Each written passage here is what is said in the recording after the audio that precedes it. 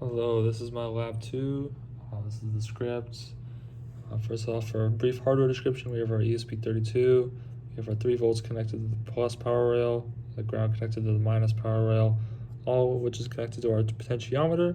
Our 3 volts is on this right side, our ground on this left side. In the middle is our wiper, which connects the voltage reading at pin A4, which is our ADC channel 1. Then we have our pin 27 here, which is GPIO configured for PWM, and based on our voltage readings and based on the button press, we can change the duty cycle or the frequency for our LED right here, which is also connected to a series resistor for safety. So we'll go ahead and run the script real quick.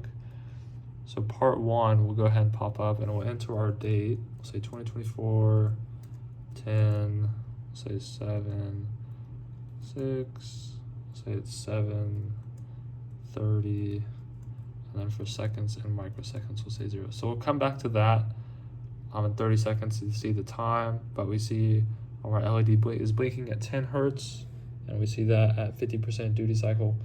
So nothing's really happening yet until we press right here, and so now we have our potentiometer is turned all the way down. So right now the frequency is not very high, so we can increase the potentiometer frequency by going super high, and now it's turned to the very highest point, and we can also lower back down to the very lowest point, and we can see at 30 seconds the time is now 7:30 30 seconds.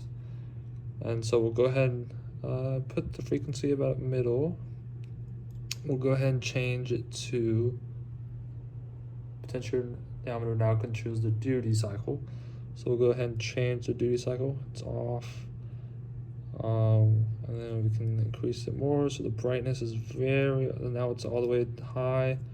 So we'll turn it back down to about middle. We can see the time is still updating every 30 seconds. I'll press the button right now. Now the potentiometer controls the frequency. We can turn it down, and now frequency is at its lowest, and we can turn it up, and now the frequency is very high, and we can do that over and over again with each button press. And each button press, it'll change what we're adjusting, and as you can see, the time is updating every 30 seconds.